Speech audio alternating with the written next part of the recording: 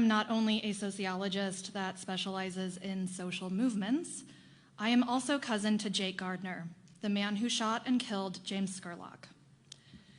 I am here today to offer my expertise on social movements. I am also here today to talk about my family, and I encourage the other white people in this room and on this panel to think about yourselves and your white families as well.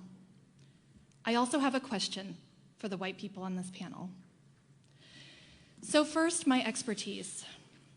We know that social movements like the one we're all bearing witness to don't just come out of thin air. It takes years of being silenced and policed and surveyed. It takes years, decades, generations of violence without any accountability, to see the kind of organizing and movement that we are seeing today. None of this is an accident. And in the history books that your children's children will read, they will learn that this was a momentous moment. And they will want to know where great-grandma and great-grandpa were when all of this was happening. But let me tell you what you don't want. You don't want to be sleepless and disturbed in the ways that I am today. Every time I try to sleep, all I can think about is James Scurlock's little girl, who is close in age to my own child, and to whom I am forever indebted.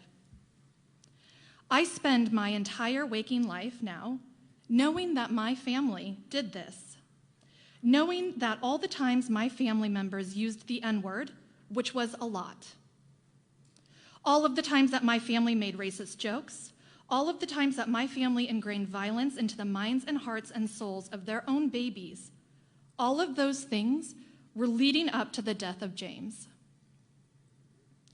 The depth of grief that comes with knowing that your family has the capacity to do this is a kind of grief that I do not wish on any of you. And so I am here to tell you, fellow white people, that this movement is happening in response to us, in response to our families. I have no doubt that many of the white people in this room consider themselves to be not a racist, and that's great. But none of this is about one person.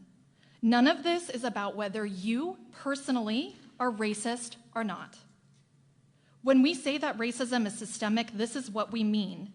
It is so ingrained in our culture that literally any one of your family members, if you're white, could have done this. If you don't want to end up in my situation, which is to say, incredibly troubled, you have got to start listening.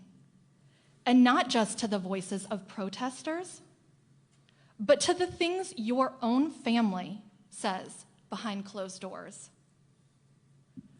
And on the topic of listening, I am appalled that policymakers and law enforcement keep publicly saying that they want us to speak. Because let me tell you, my family has a laundry list of assault charges and a long history of racism. Why is that not relevant information when I speak it? Why, when I try to speak to that, whether I'm calling the DA or the prosecutor or coming here today, why am I placated on the one hand and downright endangered by the threats I'm receiving on the other? Do you know what's happening in your own town? Do you know what's going on with the police, the chief of police?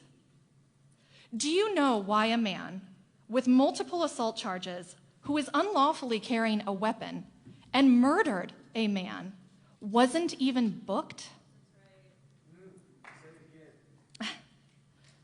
Because you keep telling me to speak, and actually, you know what? No. I've decided that it's time for you to speak. And so I want all of the white people on this panel to tell me one thing that you're going to do today to hold yourself and your family accountable. We'll start here. Ms. Heineman, we came here today to listen. We'll have an opportunity for the politicians and the elected people to talk. Okay. It's Dr. Heineman, but okay. Pardon me, That's Doctor. Okay. Doctor, I just don't want to put senators on the spot. They all came here today to listen and not be part of the show, but to take in the experiences and the concerns and the ideas of the public. And I appreciate that, heard. Thank you. But the one thing that we all have to do as white people is move from this place of listening and thinking about things and have action. What is the action? Okay. And I think that in this conversation that is inherently about accountability. I am here because my family did this. I want to be accountable, and I want my family to be accountable, and I want you to be accountable. And I want you to tell me what you're gonna do. Because it's not just my family. It's all y'all's white family. Okay. I know what your families are like. So if you're not gonna answer my question, please answer it in your own minds.